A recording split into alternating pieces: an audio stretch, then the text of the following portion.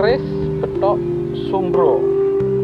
Inilah keris karya seorang empu perempuan dari era Pajajaran.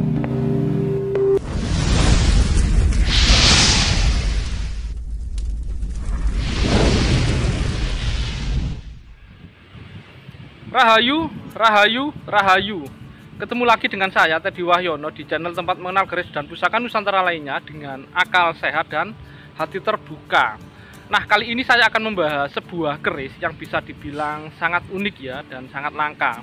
Dan yang jelas usianya sangat sepuh ya. Karya seorang empu perempuan. Mungkin teman-teman sudah bisa menebak ya, ini adalah keris empu Sombro ya, atau karya empu Sombro. Jadi sering teman-teman ini bingung ya, jadi keris istilahnya yang disebut keris Sombro sama keris Joko Suro, karena dua-duanya memang memiliki dapur yang sama ya, berdapur betok ya, tapi beda dengan betok era Kabudan. Nah, kira-kira seperti apa sih keris dari atau keris yang diduga karya Nyi Sombro ini atau betok Sombro ini? Nanti akan saya bahas cukup detail ya. Nah, sebelum saya bahas, buat teman-teman yang belum subscribe, silahkan subscribe dulu biar tidak ketinggalan informasi dari channel ini. Nah, sebelum saya bahas tentang kerisnya, mungkin teman-teman banyak yang belum tahu ya Nyi Sombro. Mungkin dengan Nyi Sombro itu siapa atau empu daerah apa. Jadi beliau itu adalah salah seorang empu dari era Pajajaran ya. Jadi banyak catatan tentang Nyi Sombro sendiri.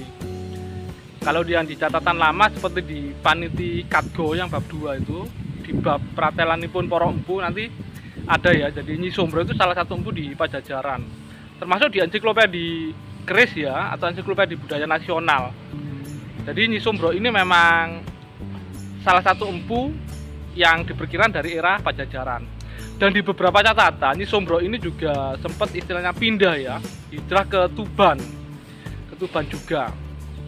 Nah, banyak yang bingung jadi membedakan jadi keris Sombro sama keris Joko Suro atau betok Sombro sama betok Suro ya. Dan salah satu ciri seling terbalik ya, contohnya yang pesi ada lubangnya. Jadi sering orang mencirikan keris Sombro atau betok Sombro itu pesinya ada lubangnya. Padahal kalau dari beberapa cerita, dari beberapa catatan, jadi pesi yang memakai lubang itu adalah yang keris Joko Suro ya, yang ceritanya mungkin teman-teman sudah tahu ya. Jadi lubang itu untuk ngerentengi ya, jadi dimasukin benang, jadi merentengi keris-keris betok Suro itu yang memang ukurannya relatif kecil lah gitu. Nah, kalau untuk betok Sombro sendiri memang dapurnya sederhana ya, dapurnya sederhana, dan ini masuk dapur betok, makanya banyak nyebut betok Sombro. Dan teman-teman mungkin nggak akan menemukan keris karya Nyi Sombro ini yang berluk, jadi bisa dibilang hampir semuanya lurus. Ini yang selama ini ditemukan ya.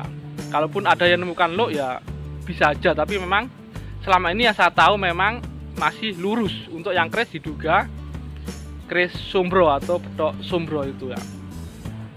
Nah, kebetulan ini ada salah seorang kolektor Surabaya yang punya dan sempat saya lihat, dan ini memang kemungkinan besar memang ini yang disebut, yang dicirikan ya, seperti catatan itu, ini adalah keris karya Nyi Sombro atau betok Sombro. Nah, kira-kira detailnya itu seperti apa sih? Ini mari kita simak sama-sama. Nah, ini adalah detail bilah dari keris yang sering disebut sebagai keris Sombro ya, dan ini memang dapurnya jenis betok ya, makanya sering terkenal dengan istilah betok Sombro. Jadi memang cukup berbeda ya dengan betok-betok era Kabudan yang biasanya tebel-tebel ya dan pendek. Ini relatif tipis. Tapi kalau dari materi, walaupun ini tipis, ini cukup kuat ya, dan bisa dilihat itu juga sangat bagus ya tempaannya ya. Karena memang salah satu ciri yang terkenal dari keris Sombro adalah besinya konon besi pilihan. Dan dalam dunia perkerisan memang keris Sombro terkenal dengan sisi esoterisnya ya, yaitu kayak untuk membantu orang melahirkan, untuk penyembuhan, jadi seperti itu.